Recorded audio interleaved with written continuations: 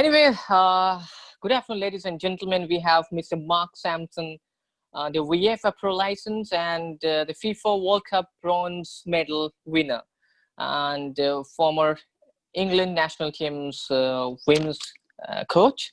So, welcome, sir. It's a privilege to be as a host of Pro India, the Captain Speaks. Well, I think you did a really good job for me. But no, I'm a football coach, a football manager, experience at every level, really, from academy level to club level, professional, men's and women's, and then international management with a women's national team, World Cups, European Championships, and currently working in the English Football League, which is two divisions below the Premier League in England, as a first team assistant manager, helping the team try and win some matches. Great, thank you.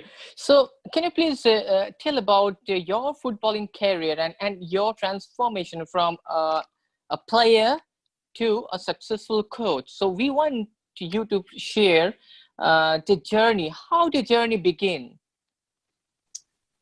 Well, I think probably like a lot of people, the journey began with just really enjoying playing football. So as a very young person, I was lucky in Wales, where I'm from, that there was a lot of access to play for junior clubs. So that was where it started. That was where the love of the game started, playing on the local park, in the street with your friends. And, you know, as time went on, just wanted to do it more and more. And as a result of playing for a long time, I just got involved in coaching to be more involved in football. To then, if I couldn't play every day, I wanted to play most days and coach other days. And at some point along that path, I made a decision that maybe the playing career wasn't going to go to the level I hoped it would, but All right. maybe the coaching could have a better chance. So, when you actually transformed yourself from a player to coach? I was actually very young. I actually started coaching when I was 16. You are still very young. Playing. Yeah, it's very young. And again, it was more just to try and be involved in football on an even more regular basis than what I was with playing. So yeah, I was 16 when I started, and from there just took every possible opportunity I could to get experience and learn the game. And as I say now, I'm lucky that even though I'm only 37, I've had 20 years experience of coaching, as well as obviously my years playing. Oh, that's brilliant. And how do you get a break to the England national team? That's a huge break must be from you, and it's an honor for you. Yeah, I think my prior job to working with England was I was working with a women's club in England who were playing in the equivalent of the English Premier League. And we were a lowly ranked club in terms of resources and finance, normally finishing round about the relegation places. But I spent 3 years there, and with a combination of good players and hard work and probably a little bit of luck along the way, we managed to really promote the club to a point where we were getting to FA Cup finals and competing to win the league and qualifying regularly for the Champions League, which then put me in a place where I could put my name forward for the England job based on hopefully the knowledge I could share with them and what I could bring to the job. But also I had the background that my results were good. The work I'd done at the club was to a high level. So at least that got me through the door then to have conversations with the people who are going to make those decisions. Oh, that's lovely. That's very inspiring, actually. So, what is the system in the UK for managing the women's team during the off season?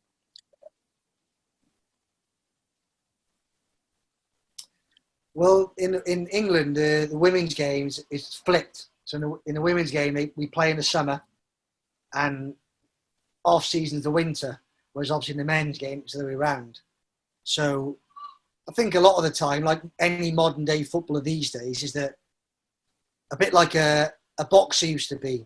So 10 years ago, a boxer would train for 3 months, have their fight, and then have 3 months where they let themselves go. Probably too much drink and too much food and very little exercise. But with a modern day player, I'm not sure you can afford to do that now. Is that the job now is 24/7, 352 days a year. So even in the off season, players are having to maintain their fitness levels, just maybe in different areas rather than on the pitch training. So, all right. So and what about the nutrition and the psychological part as well? So you have all the collective things for rest of the season, or you only operate during the season and not in the off season? No, we don't. I think we as a national manager, you're restricted that you've only got access to the players for a certain amount of time, even in the season. So what the challenge was around an educational challenge. So how could we educate the players and inform them and work with them?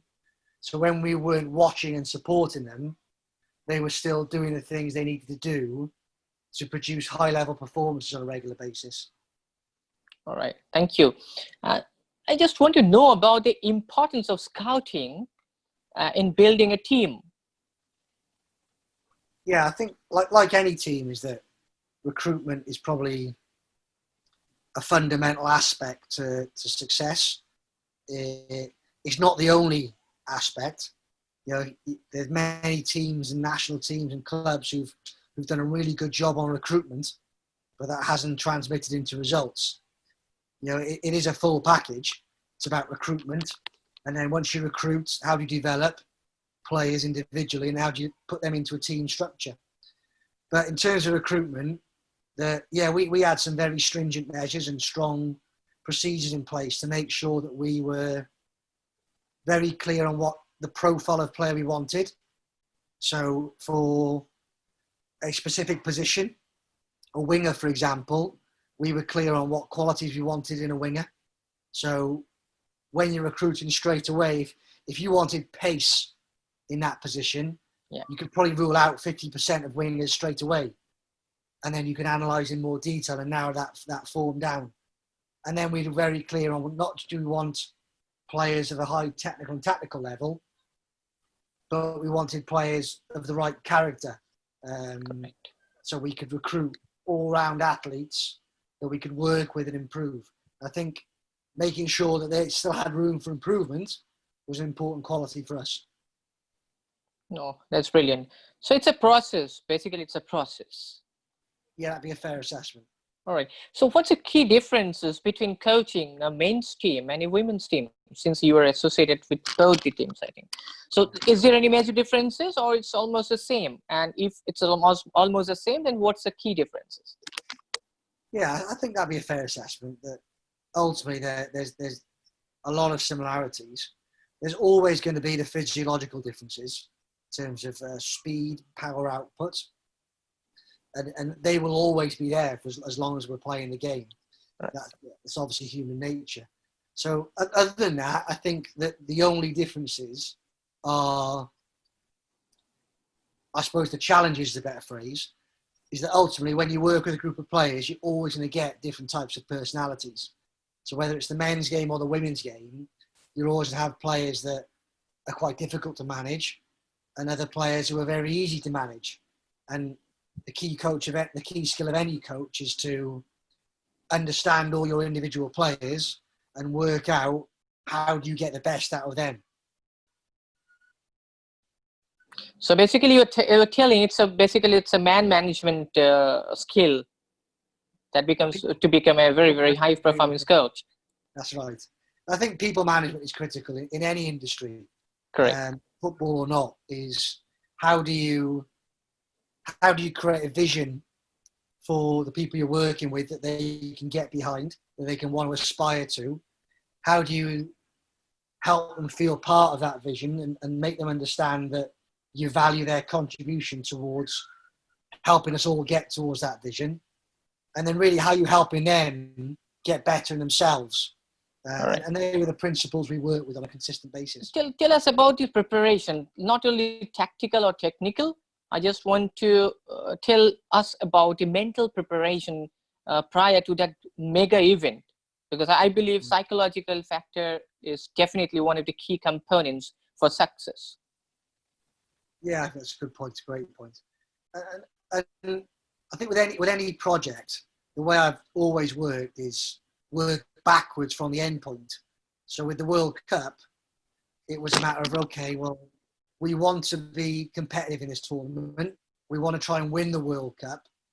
So if we put that at the top of our organisational chart and we work back then from, well, if the vision is winning the World Cup, what have we got to do to get there? So we're here now. We want to get there. Plotting those steps is very important. So that was the first challenge, is winning the World Cup. All the steps from where we are now to winning it. What are they? What they look like? And then start to action that. And who's going to do that? Who will do this? When are we going to do it? Is it feasible? Create resource, find infrastructure, educate people to put ourselves in a position to give ourselves the best chance of winning it. So that was the process we went through in planning. And then once you've gone through the planning process, you get into the execution adapting part, which is executing the plan while consistently reviewing the plan, looking at if you need to adapt. All right, thank you. So basically you have like split it into short-term, medium goal and the long-term goal, is it?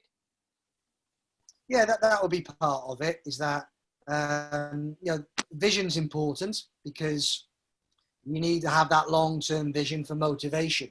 What gets you out of bed in the morning, and winning a World Cup is a great motivation to get you working. Yeah. But if you haven't got the short-term processes in place, like what am I got to do today? What have I got to do this week, this month? Sometimes that vision can seem a long way off. So you always need to have a combination of both. Having just short-term processes, you can maybe lose the motivation. But without the short-term processes, you can sometimes realize actually this feels like a long way away. All right. So any impact on the NLP, neuro-linguistic program in the English side? I think the big thing for us was linking definitely some elements of psychology to our performance.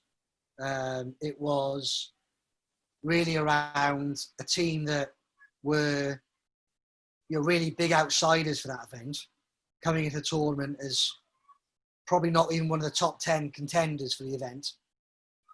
How do you create belief that the team and the staff and ideally the supporters have a genuine belief and confidence that they can win this tournament? So a lot of work went into that, building belief, building confidence, and to put ourselves in a position where when we arrived in Canada, there was a strong sense that we could do something really special.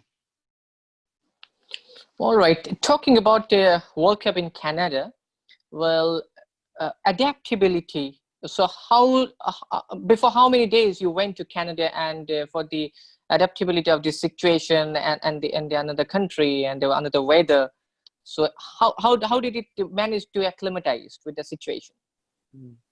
Well, it's a big challenge because going from the UK to a Canadian summer is a significant difference. Talking probably in between 5 to 7 degrees in general, let alone altitude, so on and so forth, and time zones.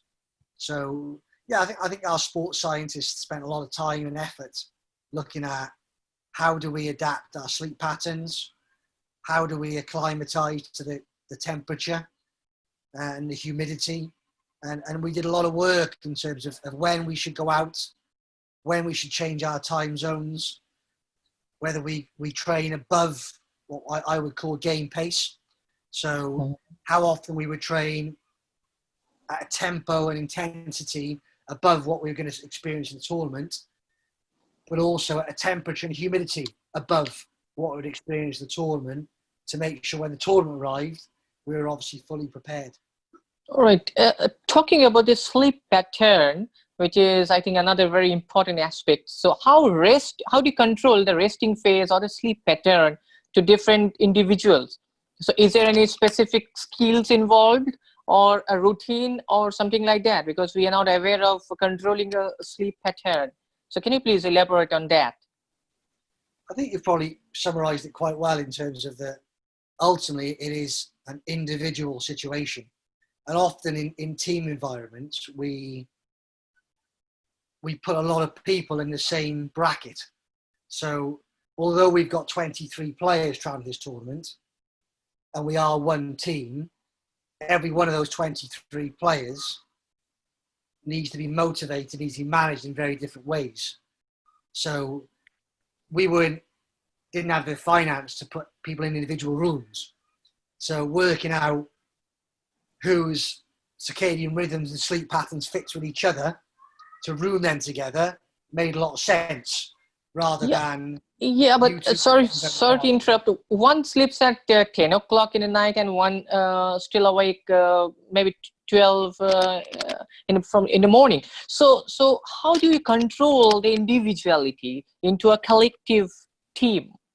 Yeah, I think it's the same as team tactics on the field, is that ultimately you are a team. So there needs to be some guidelines, a framework in which we all fall within to allow us to work together.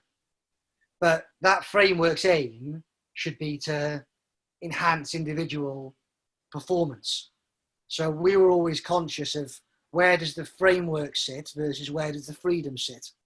And in that area in particular, we would often have regular conversations with senior players, with the players as a group around what do they need to be at their best, and then find a balance between, well, this is what you need, but this is what we need to do to make sure that we were consistently giving individuals the best chance to perform on a match day. Oh, that's brilliant. Absolutely brilliant, because that's a key actually. And how do you manage the stress factor 24 hours before the big game? So what are the key areas that you look upon beyond the tactics and technical point as well? So what are the key factors? Well, in a major tournament, in a women's game, you typically have in between 3 and 4 days to prepare for games. So, for example, you would play on a Monday afternoon or evening. You would then have Tuesday and Wednesday, Thursday, and either play on the Friday or the Saturday. So we were very consistent. I think consistency is a key point, is everyone knowing how that period works and looks. So you can get yourself in a position where you've got real clarity about what's going to happen. And we would split our days into themes. So we would actually use the C words as an often basic on principles. So if you work back from 3 days before a game, match day -3 would be about control. It would be, it would be about clarity. So clarity would be making sure that the players really understood by the end of that day how we were going to go about winning the next game. And then once we had that clarity, match day -2 then would be more about building confidence. So we had a clarity, we understood what we needed to do. Now it was about building the players' confidence 2 days before a game so they could actually deliver that plan on a match day. And then the match day, the day before the game, would often be about control. So changing our mindset to be, there's a lot of things going on here, media, supporters, pressure, but we've got the clarity, we've got the confidence we can deliver that game plan. Now we just need to put it all into a box to understand this is what we can control.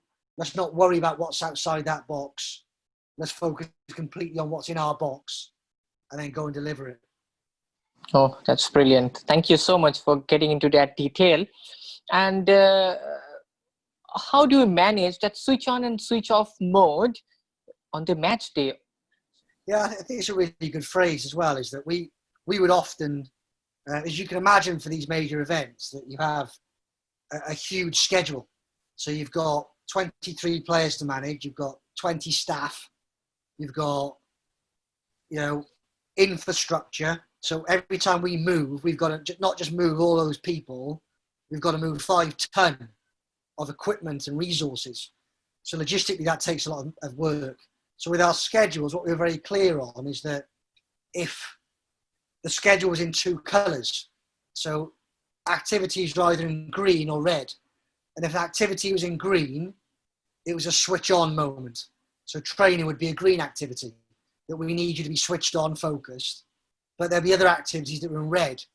And we would distinguish very clearly between those two. So when it was a green activity, you were required to wear official kit. You were required to report to a certain place at a certain time. But when it was a red activity, you were free to wear your own clothes. You could report when you wanted. You had many options, whether you even wanted to attend. So we were very big on how often we would give the players on switch on time and switch on off time. And we'd actually present to the players at the start of the week about how it broke down. So this week, you're going to have 80% of your time in a red zone, 20% of your time in a green zone. But then one week it might be 50-50, for example. But yeah, understanding and making sure that the players, because you have to have the clarity again. It's all well and good telling the players they can switch off. Yeah. But then if your leadership team are still managing players in switch off time, it's not really switch off time. Right. If a player is being told they can switch off, put your tracksuit on, or walk up straight, or while you're late, well, it's not really switch off time. So I think you have to have buy-in from everyone to understand that we're in that zone now, and we have to role model it and take a backward step. Talking about Indian system, there is a vast disparity in the nutritional value in our country. And how much do you think it has an impact on the performance level of a player? Nutrition? Yeah. Yeah. Oh, look, I think any area in relation to performance is important. So ultimately, if we work back from I've got to deliver on a Saturday, then your preparation is about how do you give yourself every single tool you need to give yourself the best chance of delivering the high level performance. And nutrition is obviously critical. That old shoe analogy couldn't be more true, could it? That if you put in unleaded petrol in a Ferrari, you ain't going to get very far. So I think understanding what you put in your body, how much and when you do it is critical to give yourself a chance of performing well. Perfect. Well, according to you, I'm just getting back to basic question, something. Like, according to you, what are the pathways from grassroots to elite in terms of women's development? Well, I think the pathway is ultimately that debate of if you are good enough, will you get there? And in my experience, you normally will. So I think in terms of pathways is that the important part for any development path, and it's the same for us, is that the Americans are incredibly successful in women's football because the base of their pathway is so significant in terms of numbers. And obviously, the more players you get playing the game, the better chance you've got of developing good players. So ultimately for us, pathway was about having a huge base, the base being as big as possible. Can we get our selection pool as wide as possible that when we narrow it down, we're not running out of talent to play at the highest level? Can you please share a couple of incidents, successful incident during the tournament of England in the FIFA World Cup? Yeah, there was probably a lot, luckily. But no, I think, look, any win at a World Cup is precious. World Cups only come around once every 4 years. And prior to us going to that tournament, England had actually, it sounds strange, England would be perceived as being a big football nation, hadn't won a knockout tournament, a knockout game at a World Cup. So I think that the first knockout win for us against Norway was a real big moment for us, particularly given the fact that we were 1-0 down in the game. And statistically speaking, at a major tournament, once you concede the first goal, there's an 85% chance that you're getting knocked out. So to concede the first goal, come back and win the first knockout game in England women's football history in a World Cup was a massive moment for us in terms of, it was a great moment, but also in terms of building belief that we could go a long way in the tournament. That was really, really a pivotal moment, that game against Norway. Obviously, one big match you won in the World Cup, fine. Then how do you see yourself to be calm and the rest of the team to motivate for the next match and to control the emotion and preserve for the next match? Good question. I think one of the most important aspects, in my experience and opinion, is what we talked about earlier, is having clear processes that have been set in stone, have been discussed, have been agreed, and have been practiced.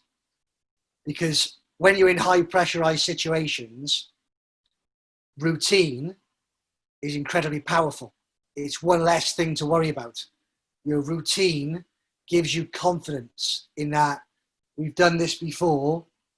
If we do it again, we know we're prepared well for the next match. So we were always very clear that whatever the turnaround was, 3-day turnaround, 4-day turnaround, we had our set process in place that we could win a match and we could enjoy it and celebrate it. But the next day we would know, okay, well, this is a match day -3. The process is this. And we could quickly change our mindsets to be, okay, today is about review, preparation. I think that helped a lot in terms of making sure that we had clear processes, but not only were processes in place, they were discussed at length a long time before the tournament, they were agreed as a collective, and they were practiced. All right. And if the other way around, you hypothetically you lose 3-0 or 2-0, how do you motivate the players to come back? Because that particular match, you tend to forget the moment, or you try to rectify from that particular mistake and move on. So what exactly the thought process going to the next match? Well, a World Cup is interesting because normally, if you lose, you're normally either going home or you're really in a difficult place to qualify for your group. We obviously lost at the semi-final stage, but then had to prepare for a bronze medal match, which for us was significant because England had never won a bronze medal at a World Cup. Yeah. They won a World Cup in '66 once, but that was other than that, that second spot was available to become the second highest achieving team ever. So I think, again, it goes back to having processes, number one, things that you can rely on, things that work. But also I think it comes down to, as a leader, understanding your group and involving them in decision making around where they were at emotionally. Because as a coach, you always want to spend time on the pitch, in the meeting room, working on tactics to improve the team. But actually, understanding what the team needs at any given moment is a critical skill. And then not only understanding it, but then applying it and maybe adapting the plan was very important to us, from losing a semi-final to preparing to win a bronze medal match in a very short turnaround. Yeah, absolutely. Anyway, thanks a lot. Thanks a lot for the entire session.